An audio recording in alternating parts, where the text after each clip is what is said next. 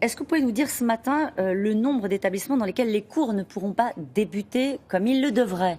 Oh, il y en a très peu, non, je ne peux pas vous dire le nombre, c'est justement quelque chose que l'on constatera, mais c'est très peu.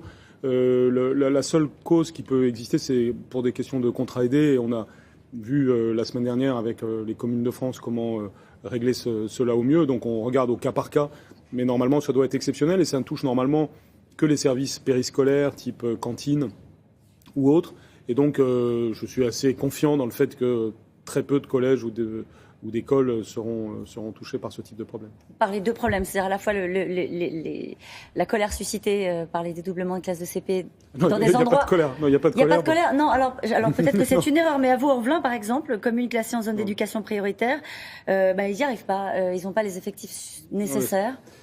Parler de colère pour le dédoublement des CP, c'est comme si vous disiez colère pour une victoire de l'équipe de France, si vous voulez. C'est-à-dire, c'est quand même une très bonne nouvelle, donc il ne faut pas se tromper de Manque de choses. moyens. Non, il y a plus de moyens pour l'école primaire D'accord. à cette rentrée qu'à la rentrée précédente. Donc il peut y avoir des sujets localement, comme dans le cas que vous évoquez, qui est un cas en France qu'il faut regarder, enfin que j'ai regardé d'ailleurs, mais surtout que le petit arbre ne cache pas la forêt. C'est une excellente nouvelle.